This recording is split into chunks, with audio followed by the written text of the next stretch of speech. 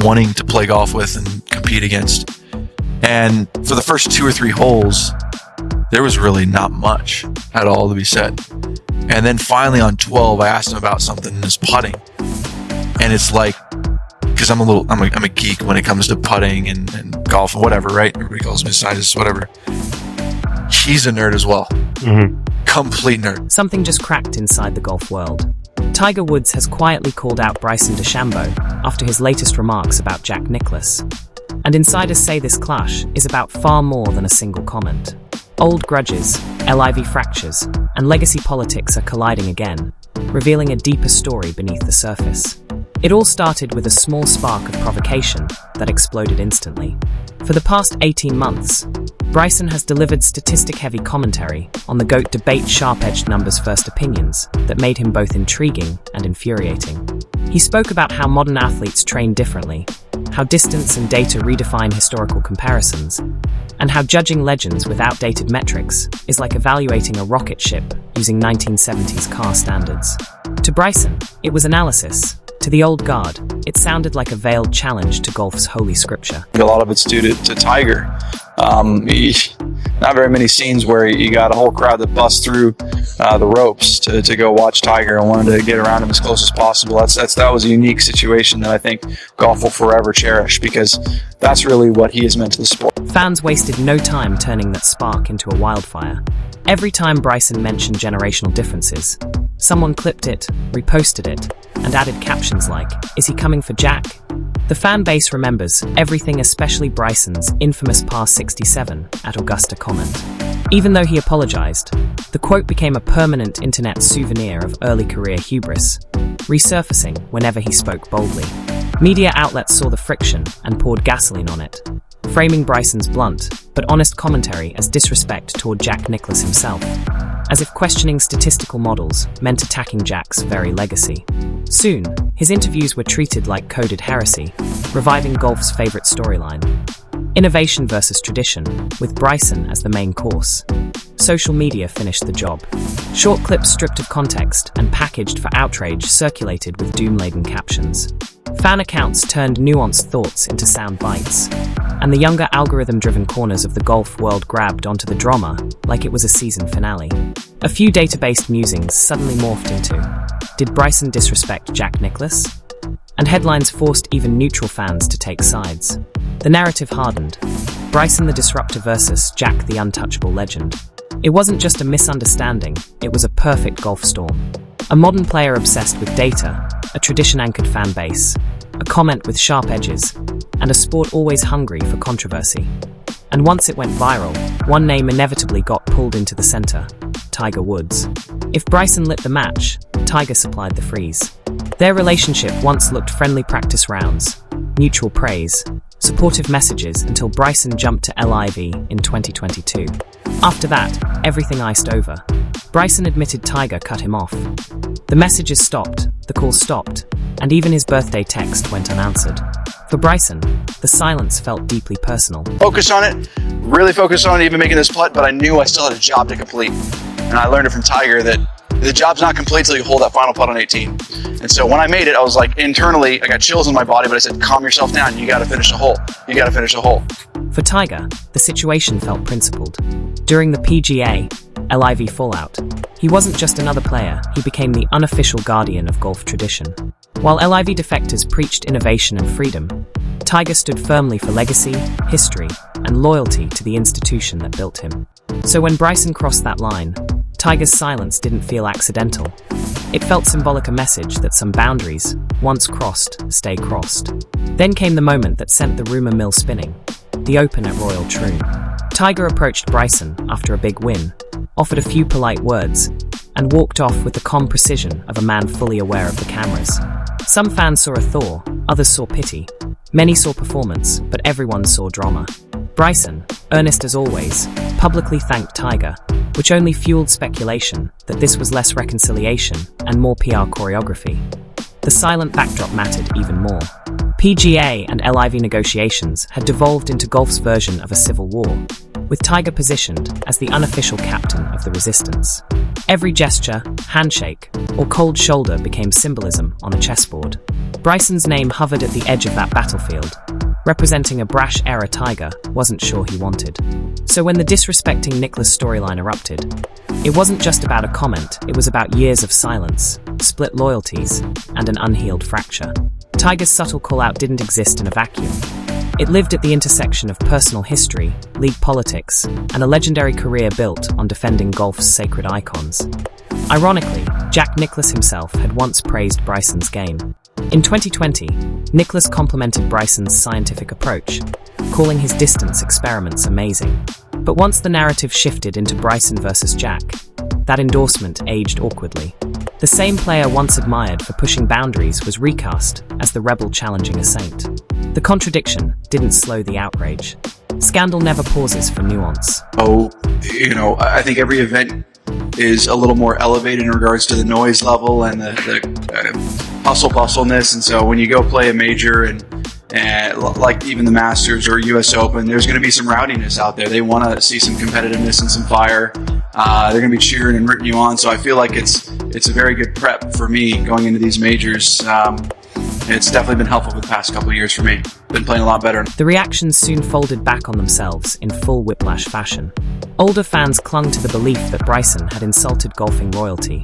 Younger fans defended him as the face of innovation. Meanwhile, Nicklaus stood calmly in the middle, unshaken, untouched, and utterly secure in his legacy.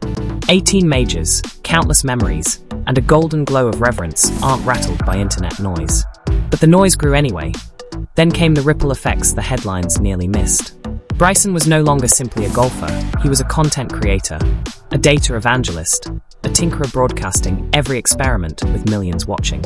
Under that magnifying glass, every experiment looked like bragging, every blunt comment like disrespect, every viral clip like proof of arrogance or genius depending on the viewer. Insiders whispered that the chaos wasn't random, it was structural. Bryson's team operated differently. Instead of quietly smoothing controversies the old-school approach, they leaned into transparency and spectacle. They posted more, explained less, trusted viewers to get it, and sometimes let the spotlight burn rather than fade. It was modern PR built for clicks, not diplomacy. His 2 recent US Open victories only amplified the expectations.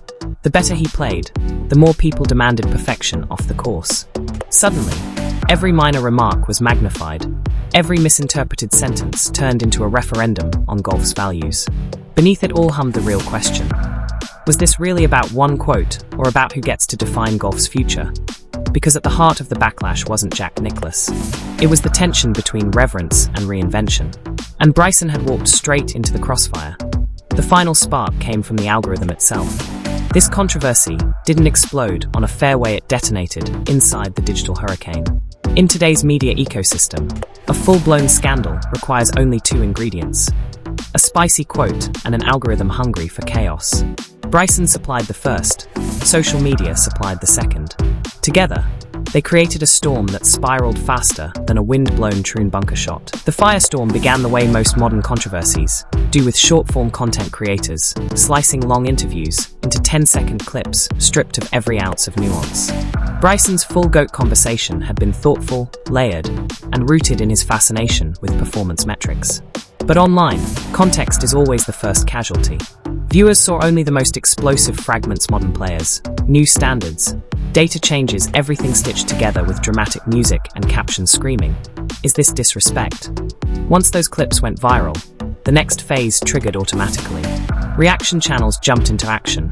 Commentators fired off hot takes, and TikTok golf influencers posted side-by-side edits of Bryson, speaking next to vintage footage of Nicklaus, as if a national treasure had been insulted. The internet wasn't discussing statistics anymore, it was hosting a cultural funeral. Traditional media noticed the engagement numbers and eagerly amplified the chaos. Headlines framed the situation as progress versus reverence, turning Bryson into a symbol of modern disruption and Jack into the embodiment of sacred tradition. It wasn't accidental, it was good business. Outrage drives clicks, and golf's generational divide created a perfect ready-made conflict. Meanwhile, fringe corners of digital culture provided the wildest acceleration. Fantasy golf analysts speculated on performance effects. Influencers claimed inside information. Rumor accounts invented leaked messages. Podcasts stretched a single quote into hour-long episodes. The ecosystem spun so violently that the original interview became irrelevant. Bryson's actual voice faded beneath layers of echoes. By the time Tiger entered the conversation, the story had already evolved into a grand operatic rivalry. Algorithms twisted a statistical analysis into a moral debate, and that debate into a cultural wildfire. Bryson didn't lose control of his words. He lost control of how the world interpreted them. And the algorithm doesn't apologize. It only amplifies. Behind the scenes, Bryson's camp wasn't shocked. They'd come to expect this rhythm. Make a bold statement, spark debate whether outrage or admiration, and watch engagement soar. His public persona as the scientist showman, the engineer-athlete hybrid, wasn't accidental. It was equal parts genuine curiosity and strategic branding. Fans weren't just watching him swing a club. They were watching him experiment, test theories, and explain results in real time. His YouTube videos, data breakdowns, equipment deep dives, and blunt post-round pressers built a persona grounded in transparency. Modern audiences loved it. Old-school protectors of golf etiquette didn't. Bryson wasn't supposed to discuss ball speeds like stock tickers. He wasn't supposed to detail biomechanics like a lecture. And he definitely wasn't supposed to question legends without layering his words in reverent apology. Liv's media freedom amplified all of this. With fewer restrictions and more control, Bryson pushed boundaries even further. He wasn't operating inside the PGA Tour's image management machine anymore. He was independent, experimental, and in command of his narrative except for the moments when it spiraled out of control. Insiders whispered that his team sometimes leaned into controversy rather than avoiding it. Their philosophy wasn't to dodge mistakes, but to build moments. In the digital era, controversy equals attention equals relevance, and relevance equals value. Old-school stars handled image issues with quiet calls. Bryson's team handled them with uploads. But when the Nicklaus firestorm ignited, the limits of that strategy became clear. Reverence still rules large parts of golf culture, and stepping even an inch outside those lines triggers purists like a tripwire. Science debates, personality critiques, media spats. Bryson's camp could handle those. But reverence scandals were different. Suddenly the question wasn't, what did Bryson mean?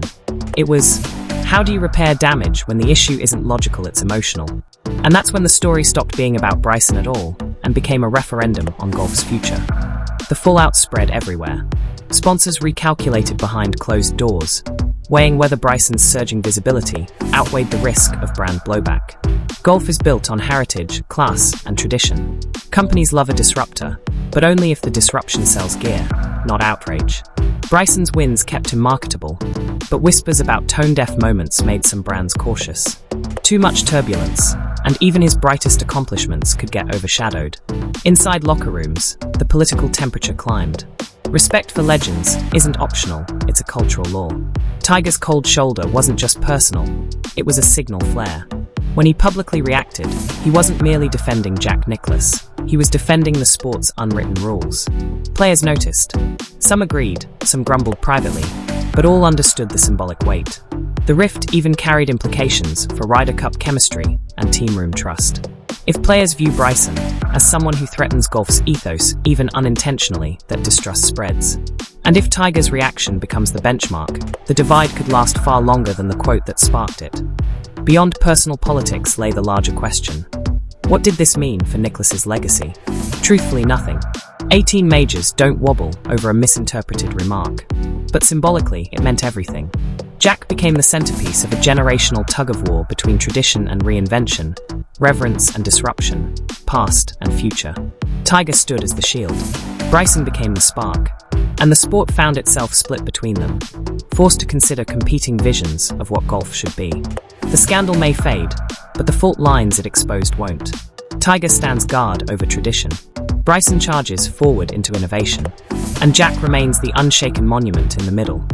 Golf isn't just watching a feud, it's choosing its identity. And this meltdown is only the beginning.